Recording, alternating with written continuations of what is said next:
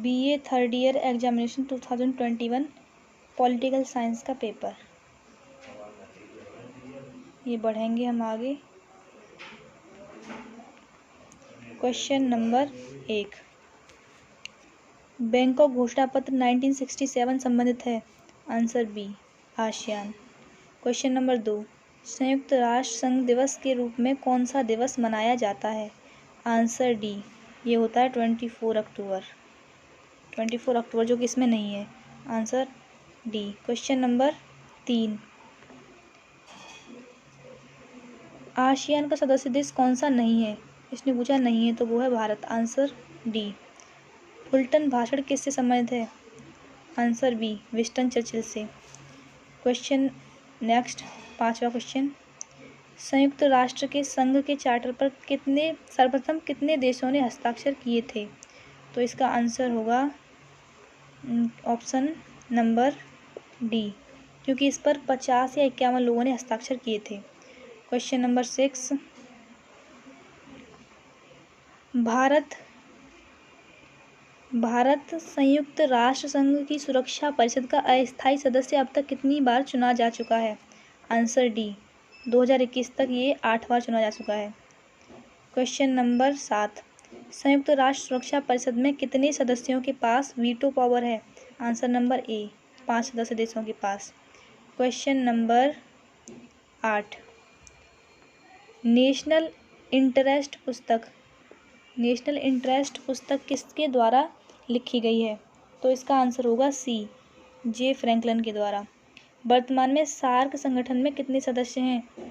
तो सार्क संगठन में वर्तमान में 8 सदस्य हैं, इसलिए आंसर होगा सी। आगे बढ़ेंगे।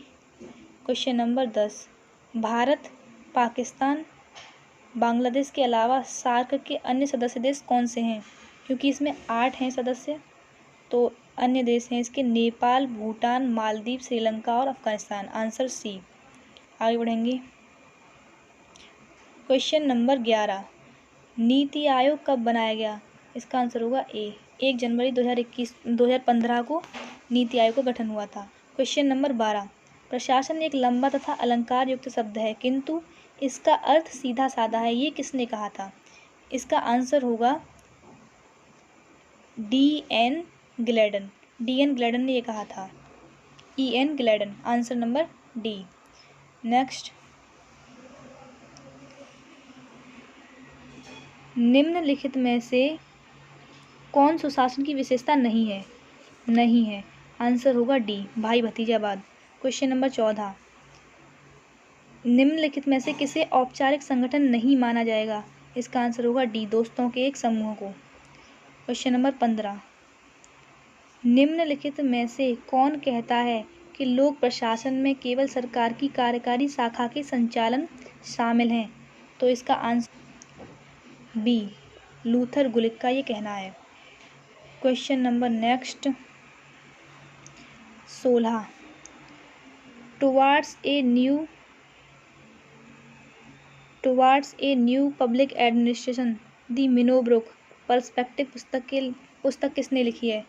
तो इसका आंसर होगा B, Frank Marini. Question number 17, किसने प्रशासन के सिद्धांतों को मिथक और कहावतें कहकर नकार दिया। Answer number B, Herbert Simon और रॉबर्ट डाहल। क्वेश्चन नंबर 18, नियंत्रण की सीमा के सिद्धांत का अर्थ क्या है। तो इसका आंसर होगा डी, अधीनस्थ कर्मचारियों की संख्या जो एक प्रशासक प्रभावी रूप से निर्देशित कर सकता है। क्वेश्चन नंबर 19 है, लूथर गुलिक के द्वारा दिया गया 4P सिद्धांत का सही क्रम क्या है। तो इसका क्रम है आंसर नंबर बी, उद्देश्य, प्रक्रिया, व्यक्ति, स्थान। Purpose, process, person, place. 4P सिद्धांत। आगे बढ़ेंगे। भ्रष्टाचार की रोकथाम पर संथानम समिति की नियुक्ति कब की गई थी। Answer number B, 1962।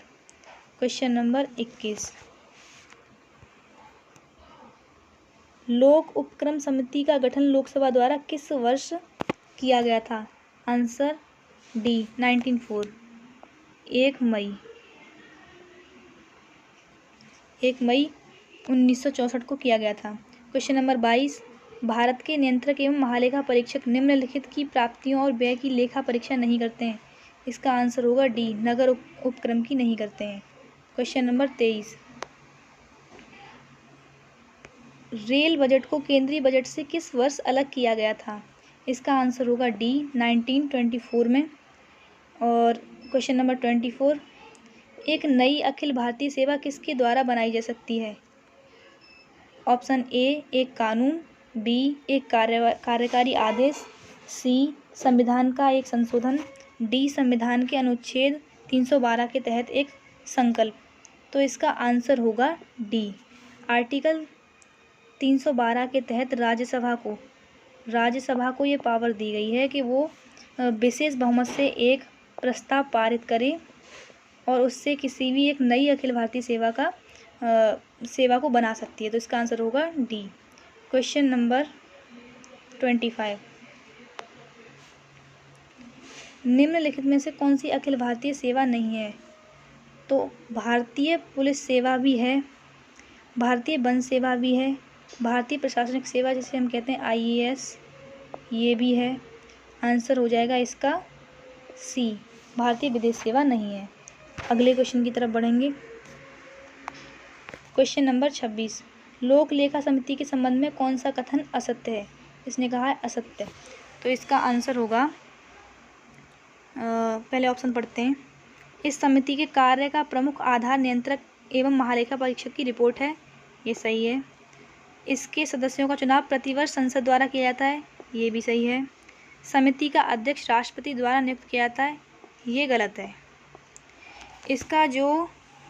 इसका जो अध्यक्ष होता है समिति का, उसे लोकसभा का स्पीकर उसे नियुक्त करता है। तो आंसर हो जाएगा इसमें सी, ये कथन गलत है। क्वेश्चन नंबर 27, कैबिनेट सचिवालय क्या है? एक संवैधानिक निकाय है। Answer number A. भारत सरकार के बजट को तैयार करने के लिए वित्त मंत्रालय का निम्नलिखित में से कौन सा विभाग जिम्मेदार होता है? तो इसका आंसर होगा सी, आर्थिक मामलों का विभाग। क्वेश्चन नंबर 29, निम्न में से कौन गृह मंत्रालय का विभाग नहीं है? तो ये भी है और ये भी है और ये डी भी है, लेकिन नहीं है तो वो सामाजिक रक्षा विभाग। तो आंसर होगा इसका सी। नेक्स्ट क्वेश्चन नंबर 30, ये आया हमारा क्वेश्चन नंबर 30। तो ये है सुमेलित कीजिए, यानी सुमेलित करना है। ये वित्त आयोग है और ये उसके अध्यक्षों के बारे में है। प्रथम जो पहला वित्त आयोग था उसके अध्यक्ष थे केसी नियोगी, ये जाएगा हमारा 3 पर। 13वें वित्त आयोग के अध्यक्ष थे डॉक्टर विजय केलकर। 14वां जो वित्त आयोग था उसके अध्यक्ष थे डॉक्टर YV रेड्डी। 15वें के थे NK सिंह। तो इसमें आंसर कौन सा होगा? ये होगा ए। आगे बढ़ेंगे। प्रशासन पर कार्यपालिका के नियंत्रण का साधन है, तो वो क्या है? इसका आंसर होगा डी, नियुक्ति एवं निष्कासन की शक्ति। क्वेश्चन नंबर 32, बजट शब्द का उल्लेख भारत के संविधान के निम्नलिखित में से किस अनुच्छेद में किया गया है? तो इसका आंसर होगा डी, कोई नहीं। इसका आंसर क्या होगा? डी, यानी कोई नहीं। भारत के संविधान में बजट शब्द का उल्लेख नहीं है, इसकी जगह पर क्या है? वार्षिक वित्तीय विवरण। वार्षिक वित्तीय विवरण।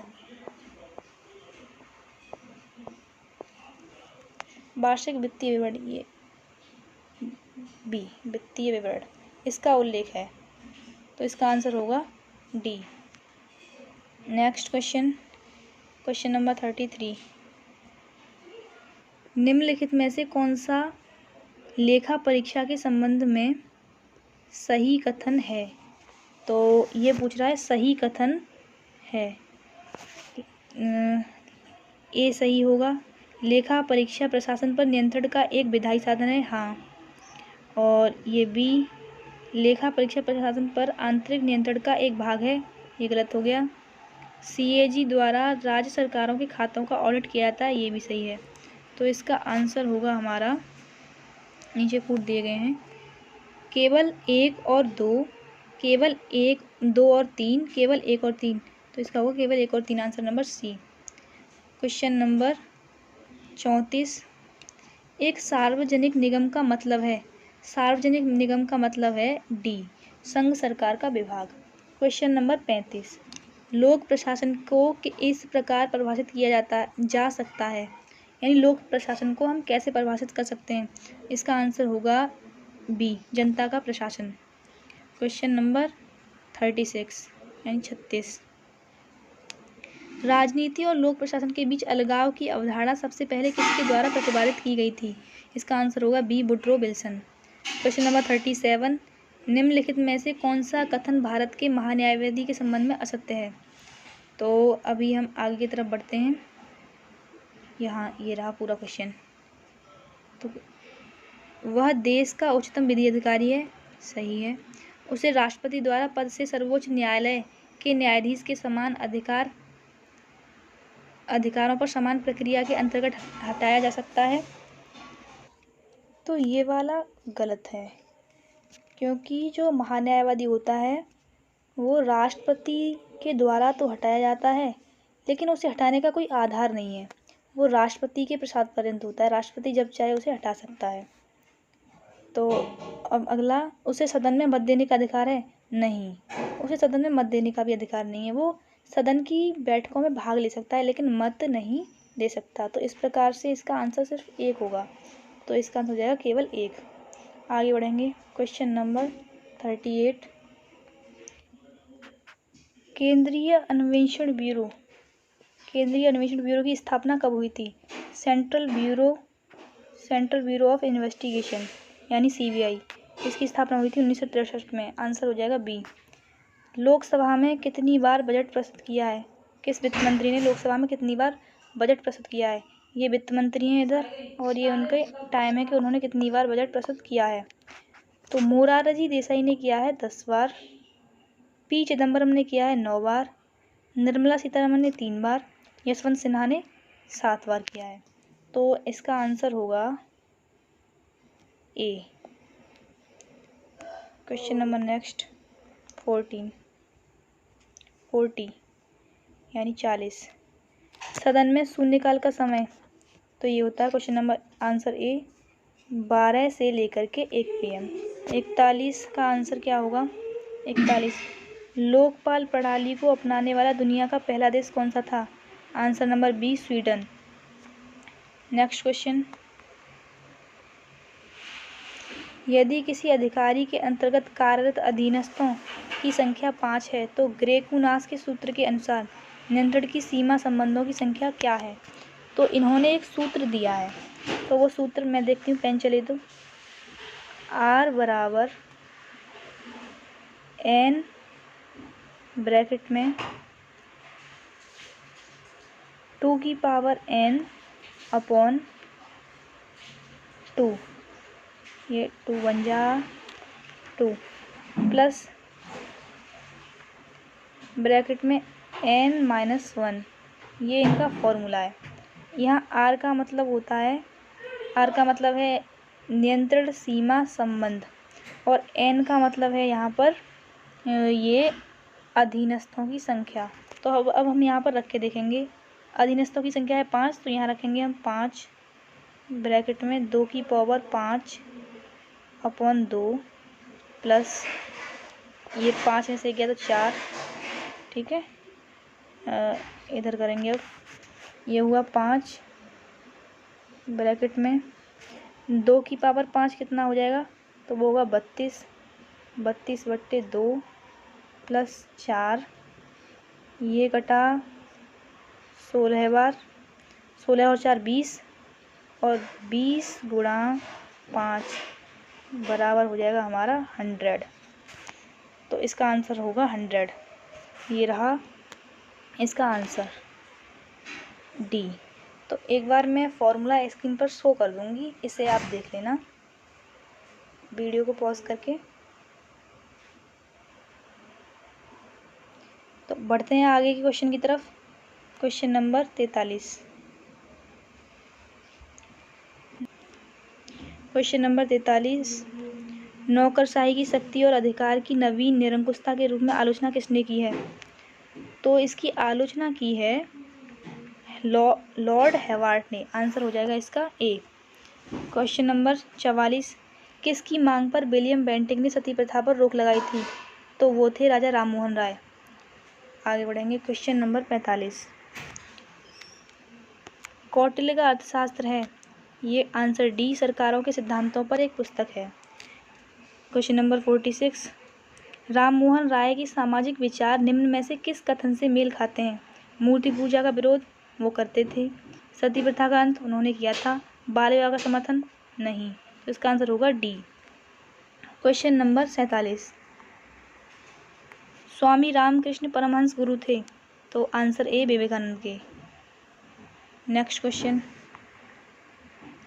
वैलेंटाइन सिरोल के अनुसार भारतीय संधि के जनक कौन है? तो वो थे बाल गंगाधर तिलक।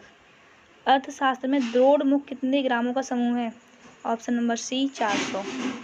क्वेश्चन नंबर 50, गांधी जी निम्न में से किस गोलमेज सम्मेलन में लंदन में सम्मिलित हुए थे? आंसर बी, द्वितीय में। दयानंद सरस्वती का जन्म 12 फरवरी 1824 को टंकारा, काठियावाड़, गुजरात में हुआ था। उनका मूल नाम क्या था? तो उनका मूल नाम ही था Mulshankar. Answer number B. Question number 52, वेदों को हिंदू धर्म में उसका सही स्थान दिलाने के लिए दयानंद सरस्वती को अपना जीवन समर्पित करने के लिए किसने प्रेरित किया था? तो वो थे Virjanand. Answer number A. Question number 53 यानी 53, व्यावहारिक वेदांत के सिद्धांतों पर आधारित रामकृष्ण मिशन के संस्थापक कौन थे? तो वो थे स्वामी विवेकानंद। स्वामी विवेकानंद के गुरु थे रामकृष्ण परमहंस, इसलिए उन्होंने रामकृष्ण मिशन की स्थापना की थी। Question number 54।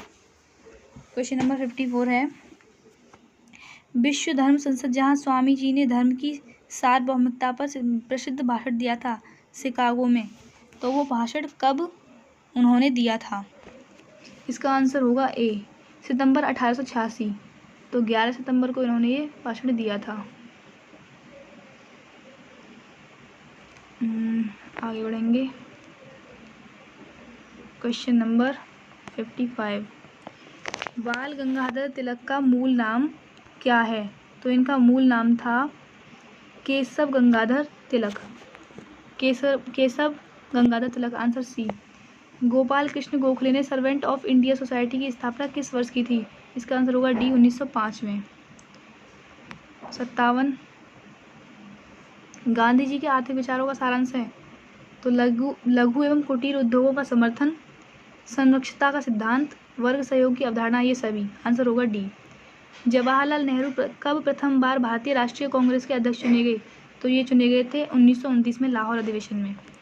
क्वेश्चन नंबर 59, समग्र क्रांति नामक पुस्तक के लेखक कौन है? इसका आंसर होगा बी, जयप्रकाश नारायण। दल विहीन लोकतंत्र की अवधारणा की बात कौन करते हैं? तो इसका आंसर होगा ए, जेपी नारायण करते हैं। क्वेश्चन नंबर नेक्स्ट, नेहरू द्वारा समर्थित पंचशील सिद्धांत की आत्मा निम्न में से कौन कहा जा सकता है? एक दूसरे की एकता और अखंडता के सम्मान, दूसरे के आंतरिक मुद्दों में हस्तक्षेप, शांतिपूर्ण सह अस्तित्व, उपयुक्त सभी। आंसर होगा उपयुक्त सभी। संवाद कौमुदी का संपादक कौन है या कौन था? तो इसका आंसर होगा सी, Raja Rammohan Roy. Next question, question number 63, निम्न में से कौन सा राजा राममोहन राय के विचारों के विषय में सत्य नहीं है? मूर्ति पूजा का विरोध करते थे, सती प्रथा का उन्मूलन किया था, नारी स्वतंत्रता का समर्थन वो करते थे, जाति प्रथा का समर्थन नहीं करते थे। ये गलत होगा, तो यही होगा आंसर। इसका आंसर हो जाएगा डी। अर्थशास्त्र का रचयिता है तो वो है Kautilya. Answer number C. Next question, question number 65, Arthashastra की रचना किस विषय से संबंधित है? तो इसका नाम था अर्थशास्त्र, लेकिन ये इसका विषय था राजनीति विज्ञान। Answer C. निम्न में से कौन सा कौटिल्य के साप्तांग सिद्धांत का हिस्सा नहीं है? स्वामी, अमात्य, जनपद, ये सभी हैं, लेकिन शत्रु नहीं है। शत्रु नहीं था, उसमें था मित्र। तो इसका आंसर होगा B. Next question, question number 67। आधुनिक भारत का कौटिल्य किसे कहा जाता है? तो आधुनिक भारत का कौटिल्य कहा जाता है बाल गंगाधर तिलक को, बीजी तिलक। Answer B. तिलक द्वारा निम्न में से कौन से 2 समाचार पत्र प्रकाशित किए गए थे? तो आंसर ए, केसरी और मराठा। नेक्स्ट क्वेश्चन, स्वराज मेरा जन्म सिद्ध अधिकार है और मैं इसे लेकर रहूँगा, ये कहा था बाल गंगाधर तिलक ने। आंसर हो जाएगा इसका C. Next question, question number 70। पृथ्वी पर ऐसा कोई धर्म नहीं है जो हिंदू धर्म के समान इतने उच्च स्वर से मानवता के गौरव का उपदेश करता हो। यह कथन किसका है? आंसर ए, स्वामी विवेकानंद का। आंसर हो गया इसका ए। हिंदू स्वराज, हिंदू नहीं है, हिंदू स्वराज है, इंग्लिश में सही लिख रहा है। हिंदू स्वराज नामक पुस्तक का लेखक कौन है? तो इसके लेखक हैं M.K. गांधी, यानी महात्मा गांधी। नेक्स्ट क्वेश्चन, निम्नलिखित कथनों पर विचार कीजिए। महात्मा गांधी ने रविन्द्रनाथ टैगोर को गुरुदेव कहा। गुरुदेव सही है। रविन्द्रनाथ टैगोर ने गांधी जी को राष्ट्रपिता कहा। नहीं, गांधी जी को राष्ट्रपिता कहा था सुभाष चंद्र बोस ने। सुभाष चंद्र बोस ने गांधी जी को महात्मा कहा। नहीं, गांधी जी को महात्मा कहा था रविन्द्रनाथ टैगोर ने। तो इसका आंसर होगा केवल एक। Question number 73। निम्नलिखित कथनों पर विचार करें। ब्रह्म समाज की स्थापना राजा राममोहन राय ने की थी। सही है। आर्य समाज की स्थापना स्वामी दयानंद सरस्वती ने की थी। ये भी सही है। तो इसका आंसर होगा दोनों। Next question 74। ये 74। महात्मा गांधी के संदर्भ में निम्नलिखित कथनों पर विचार कीजिए। तो पहला है, उनका जन्म 2 अक्टूबर 1869 को हुआ था। हाँ सही है। अरे ये क्या हुआ? हाँ ये वाला सही है। 1887 में वे दक्षिण अफ्रीका गए थे। नहीं। 1893 में वे इंग्लैंड चले गए थे। नहीं। इसका आंसर होगा केवल एक। बढ़ते हैं अगले क्वेश्चन की तरफ। अंबेडकर ने पूना समझौता पर हस्ताक्षर कब किए थे? तो अंबेडकर ने पूना समझौता पर हस्ताक्षर 1932 24 अक्टूबर 1932 में, नहीं 24 सितंबर, अक्टूबर नहीं सितंबर 1932 में। Question number 76। प्रसिद्ध तिकड़ी में लाल बाल पाल बाल कौन था? हाँ ये है लाल बाल पाल, हु वाज वाल, यानी प्रसिद्ध तिकड़ी में लाल बाल पाल, उसमें बाल कौन था? तो वो थे बाल गंगाधर तिलक। आंसर होगा डी, इनमें से कोई नहीं। पेरेस्ट्रोइका से क्या आशय है? तो पेरेस्ट्रोइका से आशय है पुनर्निर्माण। तो इसका आंसर हो जाए क्वेश्चन नंबर 78। सार्क का मुख्यालय कहाँ पर स्थित है? तो इसका आंसर होगा काठमांडू। Answer B. 10 दिसंबर मनाया जाता है। आंसर नंबर ए, मानव अधिकार दिवस के रूप में। Next question, question number 80। ASEAN एक क्षेत्रीय संगठन है। आंसर होगा इसका डी। अंतर्राष्ट्रीय राजनीति के क्षेत्र में कौन सा सम्मिलित है? तो इसका आंसर होगा अंतर्राष्ट्रीय कानून। Answer number D. शक्ति के साधन क्या हैं? नेक्स्ट क्वेश्चन है, शक्ति के साधन क्या हैं? इसका आंसर होगा डी, सभी हैं ये। पुरस्कार, दंड, अन्याय, ये सभी शक्ति के साधन हैं। विश्व पर्यावरण दिवस कब मनाया जाता है? तो वो मनाया जाता है 5 जून को। Answer number C. संयुक्त राष्ट्र संघ का मुख्यालय कहाँ पर है? Answer number D. Question number 81 पर पहुँचते हैं अब, यानी क्वेश्चन नंबर 85। नाम का संस्थापक देश कौन सा है? तो वो है भारत। नाम यानी गुटनिरपेक्ष आंदोलन। आगे बढ़ते हैं। देतांत का क्या अर्थ है? तो देतांत का अर्थ है तनाव में शिथिलता। तनाव में शिथिलता। Answer C. Next question,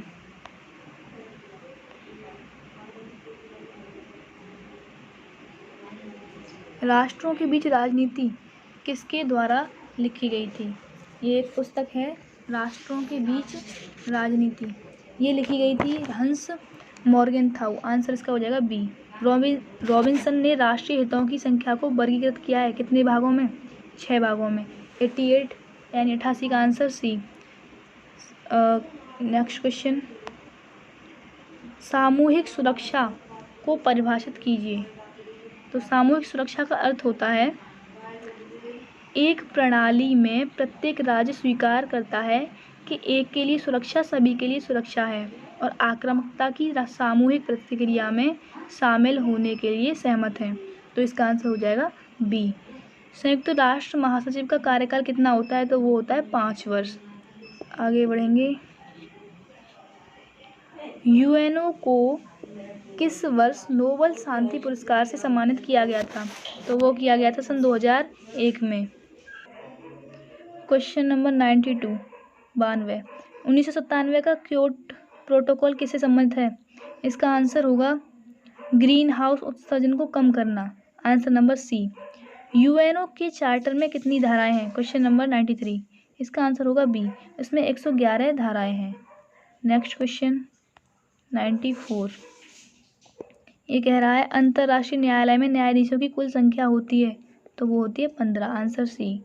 UNO के वर्तमान महासचिव कौन है? तो 2021 की बात हो रही है, Antonio Guterres. Next question, question number 96,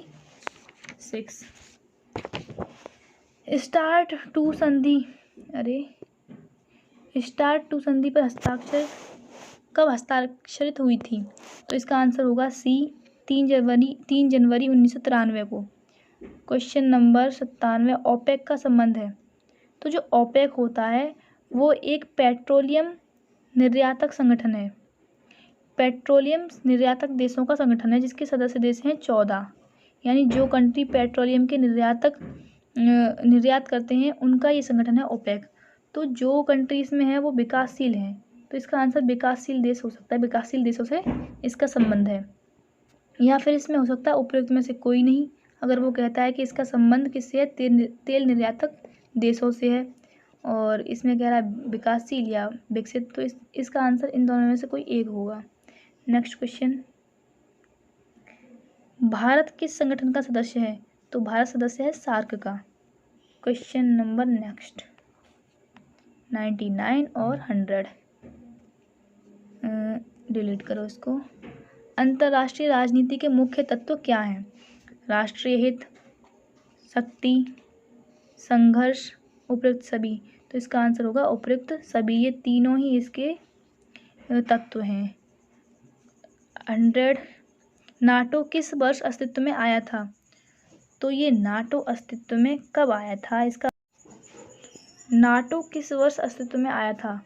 इसका आंसर होगा आंसर ए, 4 अप्रैल 1949 को नाटो अस्तित्व में आया था। तो इसी के साथ ये वीडियो होता है ख़त्म। ये 2021 का पेपर था पॉलिटिकल साइंस का। उम्मीद है आप सभी को सवालों के जवाब मिल गए होंगे।